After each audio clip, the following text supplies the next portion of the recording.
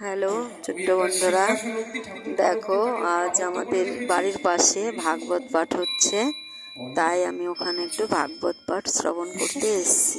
সবাই একটু দেখো বা শ্রবণ করো।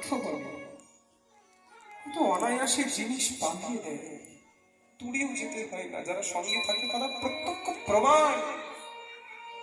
ভক্তকে কোথাও ছুটতে হয় না, ভগবান সব এনে দেয়। কথা বলাও ঠাকুরকে, প্রতিদিন বলো ভগবান ভালো আছো তো, অত কি হবে চেয়ে গো, সুখ দাও, সম্পত্তি দাও, অর্থ দাও, টাকা দাও, এত এত লিস্ট বানিয়ে দিই ভগবানের সঙ্গে আমরা।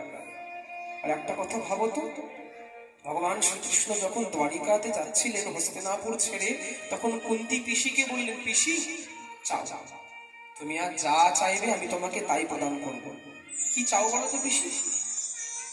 তুমি যা চাইবে আমি তোমাকে তাই দেবো, চিন্তা করো না, চাও চাও। রুকমিণী চোখটাকে নিচে করে কৃষ্ণের দিকে তাকিয়ে রয়েছে আর মনে মনে বলছে, ভগবান পিসি বানিয়ে আমাকে সবার সামনে লজ্জা দিচ্ছ তাই না? আমি কি জানি না তুমি আমার কৃষ্ণ, তুমি পূর্ণ ব্রহ্ম? পিসি বলে সম্বোধন করে লুকিয়ে রেখেছো নিজেকে। ও পিসি চাও না, চাও, যা চাইবে তাই দিব। চাও, কি চাইতে চাও? কৃষ্ণ যা চাইবো তাই দেবে তো? আরে চাও, কি চাও? সম্পত্তি চাও? তোমাকে অখিল ব্রহ্মাণ্ডের সম্পত্তি আমি দিয়ে দিব, চাও। কুন্তি কি ছিল জানো? আঁচলটাকে পেতে বলল, ও কৃষ্ণ দিতে গেলে কি দিবে? বিপদঃ সন্তু নঃ শাশ্বতত্র তত্র জগৎ গুরু।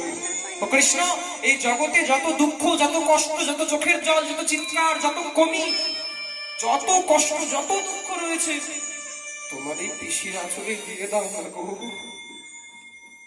ভগবানের চোখে জল চলে আসলো জানো। পিসি শুনলে সবাই? সবাই মিলে বলো রাধে রাধে। আমি জগতের মানুষকে কিছু বলি না তো